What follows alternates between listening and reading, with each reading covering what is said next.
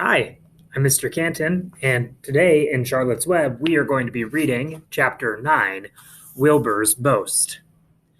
A spider's web is stronger than it looks. Although it is made of thin, delicate strands, the web is not easily broken. However, a web gets torn every day by the insects that kick around in it, and a spider must rebuild it when it gets full of holes. Charlotte liked to do her weaving during the late afternoon, and Fern liked to sit nearby and watch. One afternoon, she heard a most interesting conversation and witnessed a strange event. You have awfully hairy legs, Charlotte, said Wilbur as the spider busily worked at her task. My legs are hairy for a good reason, replied Charlotte. Furthermore, each leg of mine has 7 sections: the coxa, the trochanter, the femur, the patella, the tibia, the metatarsus, and the tarsus. Wilbur sat bolt upright. You're kidding, he said. No, I'm not either. Say those names again. I didn't catch them the first time. Coxa, trochanter, femur, patella, tibia, metatarsus, and tarsus. Goodness, said Wilbur, looking down at his own chubby legs. I don't think my legs have 7 sections.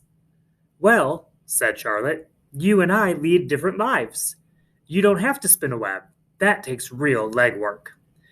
I could spin a web if I tried, said Wilbur, boasting. I've just never tried. Let's see you do it, said Charlotte. Fern chuckled softly, and her eyes grew wide with love for the pig. Okay, replied Wilbur. You coach me, and I'll spin one. It must be a lot of fun to spin a web. How do I start? Take a deep breath, said Charlotte, smiling. Wilbur breathed deeply. Now climb to the highest place you can get to, like this. Charlotte raced up to the top of the doorway. Wilbur scrambled to the top of the manure pile. Very good, said Charlotte. Now make an attachment with your spinnerets. Hurl yourself into space and let out a drag line as you go down. Wilbur hesitated a moment, then jumped out into the air. He glanced hastily behind to see if a piece of rope was following him to check his fall, but nothing seemed to be happening in his rear, and the next thing he knew, he landed with a thump. He grunted. Charlotte laughed so hard her web began to sway. What did I do wrong? Asked the pig, when he recovered from his bump. Nothing, said Charlotte. It was a nice try.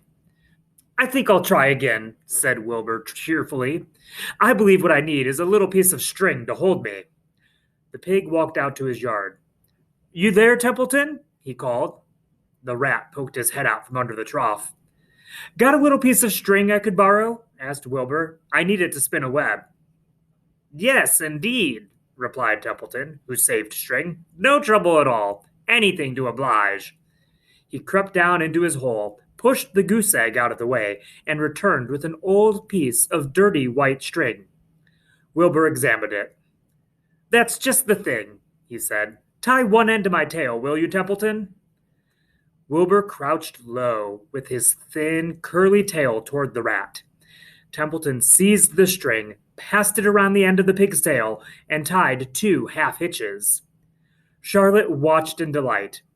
Like Fern, she was truly fond of Wilbur, whose smelly pen and stale food attracted the flies that she needed, and she was proud to see that he was not a quitter and was willing to try again to spin a web.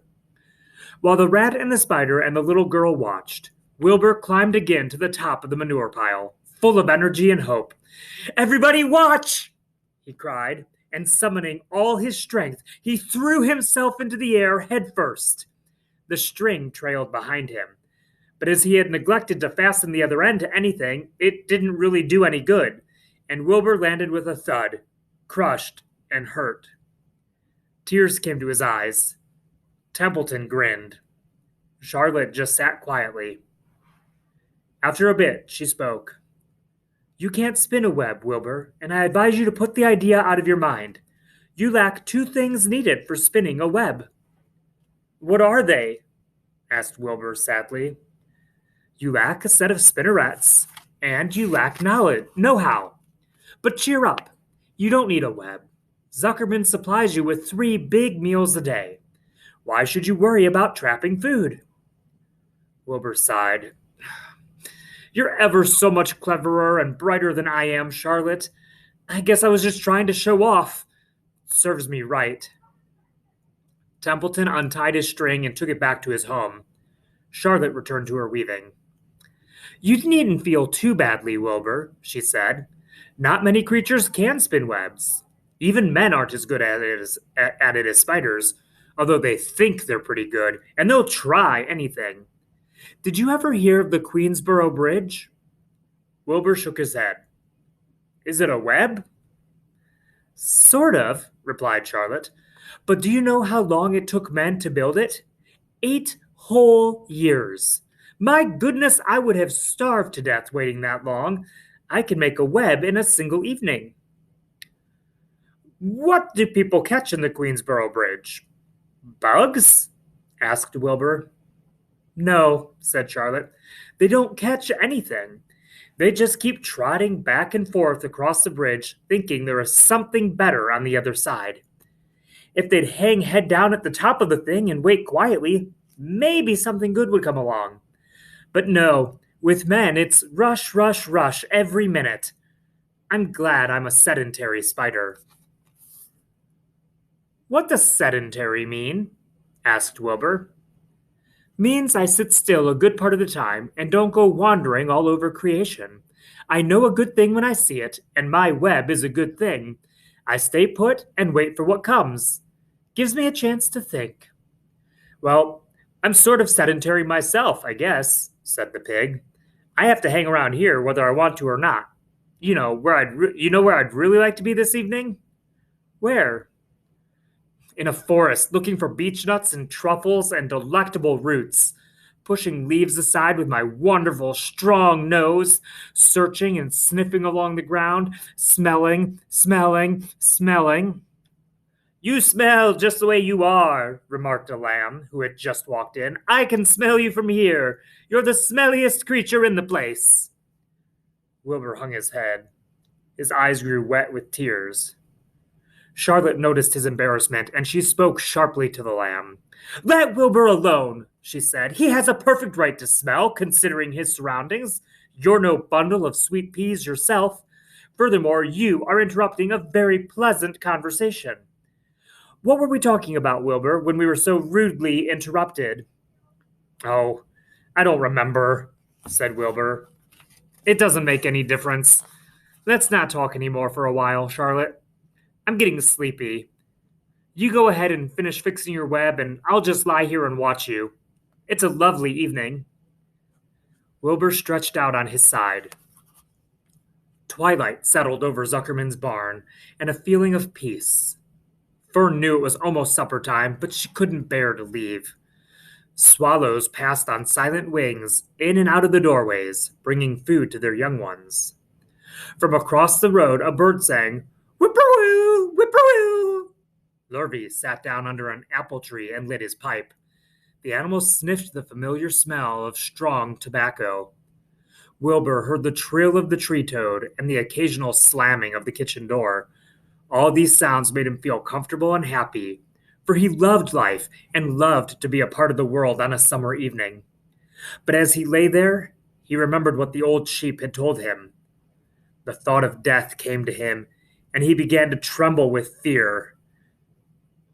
Charlotte, he said softly. Yes, Wilbur?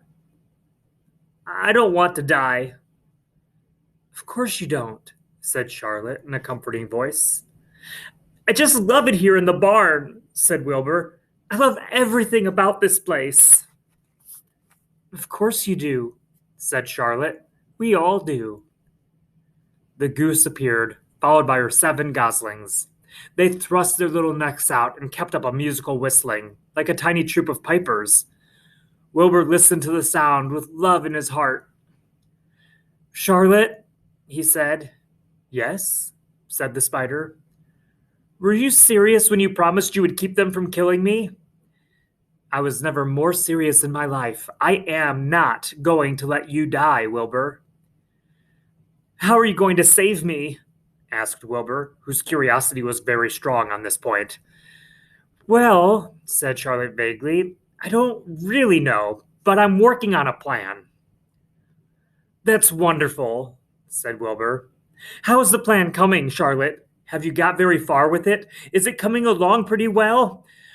Wilbur was trembling again, but Charlotte was cool and collected. Oh, it's coming all right, she said lightly. The plan is still in its early stages and hasn't completely shaped up yet, but I'm working on it. When do you work on it? Begged Wilbur. When I'm hanging head down at the top of my web, that's when I do my thinking, because then all the blood is in my head. I'd be only too glad to help in any way I can. Oh, I'll work it out alone, said Charlotte. I can think better if I think alone. All right, said Wilbur, but don't fail to let me know if there's anything I can do to help, no matter how slight. Well, replied Charlotte, you must try to build yourself up. I want you to get plenty of sleep and stop worrying. Never hurry and never worry. Chew your food thoroughly and eat every bit of it, except you might leave just enough for Templeton. Gain weight and stay well. That's the way you can help. Keep fit and don't lose your nerve. Do you think you understand? Yes, I understand, said Wilbur. Go along to bed then, said Charlotte. Sleep is important. Wilbur trotted over to the darkest corner of his pen and threw himself down. He closed his eyes. In another minute he spoke.